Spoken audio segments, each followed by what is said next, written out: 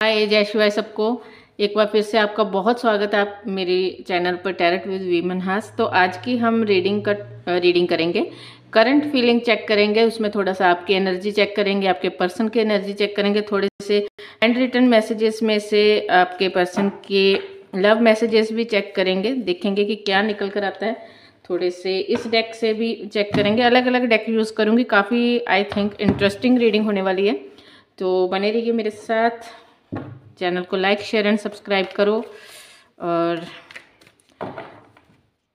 जो चीज़ें आपके साथ रेजोनेट हो उनको क्लेम करो, एनर्जी पर फोकस करो, अपने पर्सन को याद करो जिनके बारे में आप जानना चाहते हो। आप लोग कांटेक्ट में हो, नो कांटेक्ट में हो, सेपरेटेड हो, कन्फेस्ड लव है, या फिर किसी क्रश के बारे में सोच रहे हो। जैसा भी है देखते हैं कि एनर्जी क्या निकल कर आती है इस रीडिंग में। ठीक है, तो सबसे पहले हम एनर्जी चेक करेंगे आप दोनों की।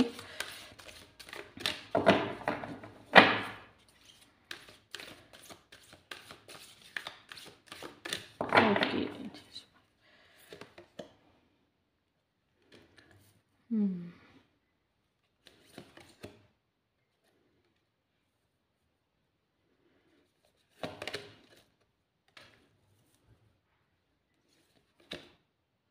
ओके, तो यहाँ पर आपकी जो एनर्जी निकल कर आई है, आप तो इस वक्त काफ़ी सैड एनर्जी में हो सकता है। काफ़ी सारे लॉसेस आपने देखे हैं, ये लॉसेस इमोशनली भी हो सकते हैं कि आपने अपने रिलेशनशिप को लेकर सैड हो, और या ये भी हो सकता है कि कहीं पर आपका करियर स्टक है, कहीं पर आप बहुत ज़्यादा जगल कर रहे हो अपने वर्क को लेकर, अपने काम को लेकर, अपने फाइनेंसेस को लेकर, ये चीज़ें भी दिखाई दे रही है। लेकिन जो भी है काफ़ी ज़्यादा एनजाइटी फेस कर रहे हो, काफ़ी ज़्यादा परेशान हो लाइफ में। इस तरह से जैसे ना कोई रास्ता नहीं दिखाई दे रहा। थोड़ा सा और चेक करेंगे टैरेट से।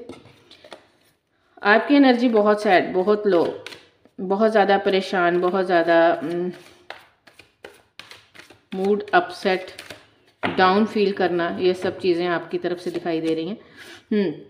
एक तरह से हैंग्ड सिचुएशन में हो, ऐसी सिचुएशन है।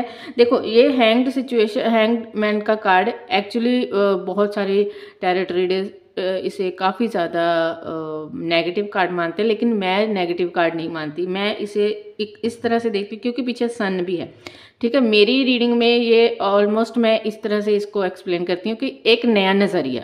तो यहाँ पर भी आपकी एनर्जी में एक यही चीज़ मुझे दिखाई दे रही है कि आपको ज़रूरत है इस वक्त एक नए नज़रिए से अपनी लाइफ को, अपने रिलेशन को, अपने काम काज को देखने की ज़रूरत है। आप किसी एक जगह पर अगर स्टक हो तो वहाँ से निकलने का आपके लिए बेस्ट मेथड यही है कि आपको एक नया नज़रिया लेकर आना है अपनी लाइफ में, पॉजिटिव होकर चलना है। आप शायद कहीं पर किसी चीज़ का बहुत बेसब्री से इंतज़ार कर रहे हो। ये हो सकता है किसी की कॉल का, किसी के कम्युनिकेशन का काफ़ी बेसब्री से आप इंतज़ार कर रहे हो, और ये इंतज़ार हो सकता है काफ़ी लंबा चला है। इसी की वजह से आप बहुत ज़्यादा खुद को डाउन फील कर रहे हो या खुद में स्टक हो। ठीक है, ये आपके पर्सन के लिए है।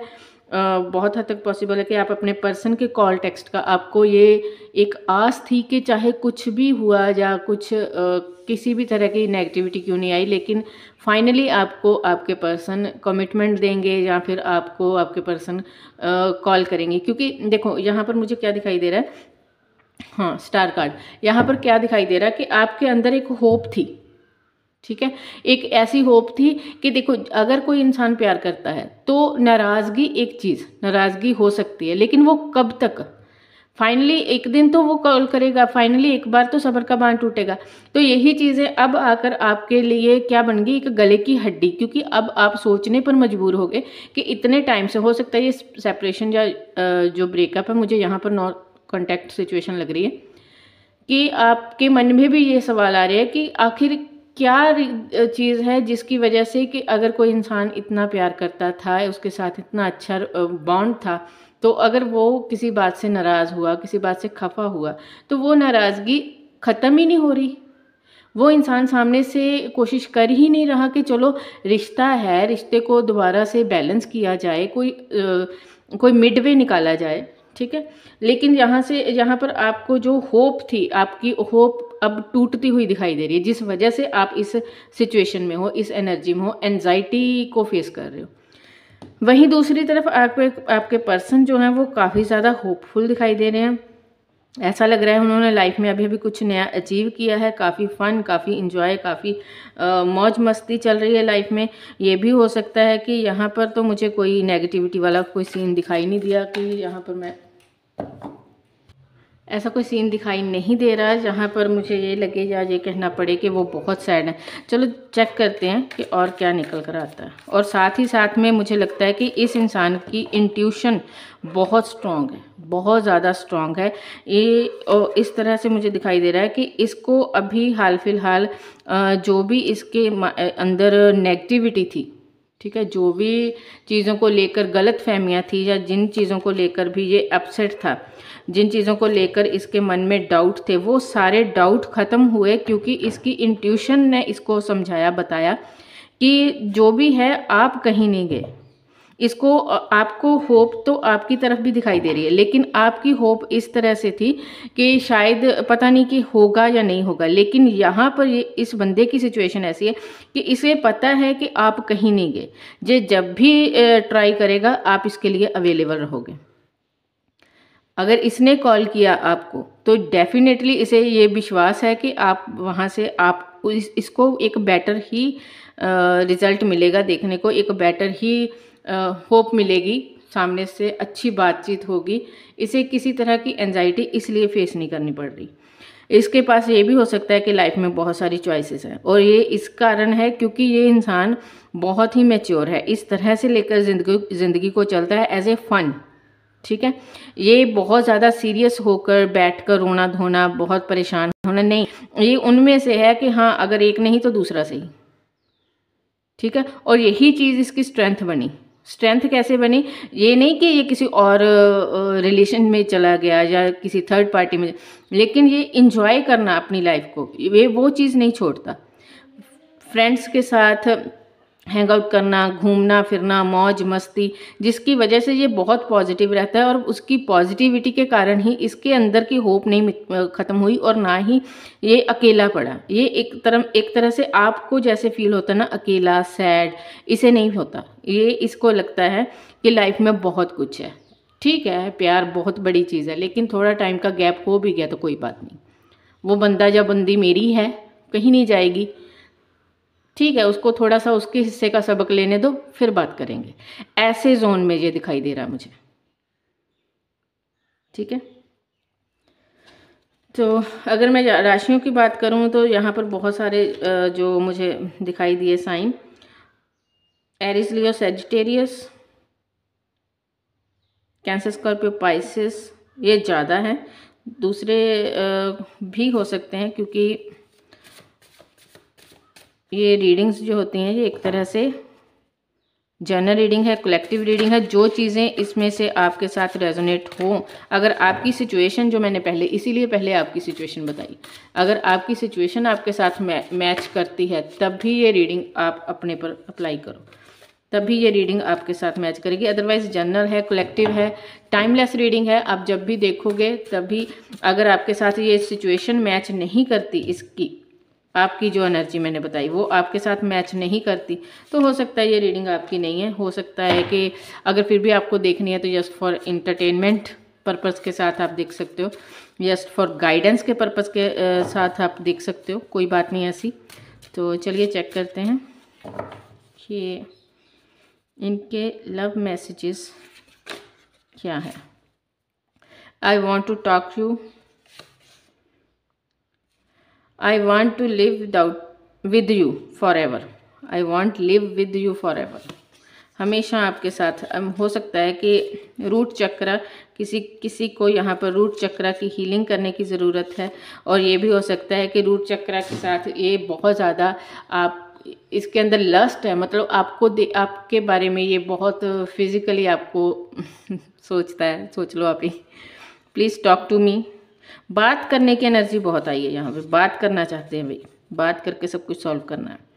I can feel you with me all the time, ये आपको फील कर पाते हैं, इनको लगता है आप हर वक्त इनके साथ हो। 111 हो सकता है, यहाँ पर डिवाइन नंबर है 111। अगर किसी को दिखाई दे रहा है तो बहुत हद तक पॉसिबल है कि आप नथिंग टू वरी, कि आप लोगों का रीयूनियन बहुत पास है। यहाँ पर कुछ लोग हैं ऐसे जहाँ जिनका रीयूनियन काफ़ी पास दिखाई दे रहा है। मैनिफेस्टेशन वो मैंने पहले ही बताया, क्योंकि जो इंसान इतना पॉजिटिव रहता है, इतना खुश रह रहा है, तो डेफिनेटली उसकी मैनिफेस्टेशन पावर उसकी बहुत स्ट्रांग है। ठीक है, तो थोड़े से नेम इनिशियल वगैरह चेक करें। वैसे मैंने काफ़ी टाइम से रीडिंग में नेम इनिशियल्स चेक नहीं किए, आज करते हैं।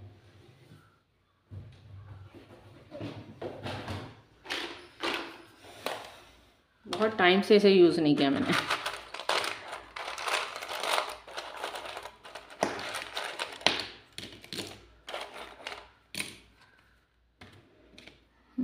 एन हो सकता है, नंबर 2 काफ़ी ज़्यादा आप लोगों के लिए लकी नंबर हो सकता है, या फिर इस तरह से देख लो, नंबर 9, नंबर 6, 96, 69 ये नंबर हो सकता है आप लोगों को काफ़ी ज़्यादा दिखाई देते हो, एंजल नंबर्स हैं। ठीक है, तो यहाँ पर ये भी मैसेज है कि आपको हो सकता है कि काफ़ी ज़्यादा अपनी एनर्जीज को बैलेंस करने के लिए एक तरह से डिवाइन की तरफ से हिंट है कि आपकी एनर्जीज को बैलेंस करना ज़रूरी है। वाई है यहाँ पर 0 है, ये 0 है।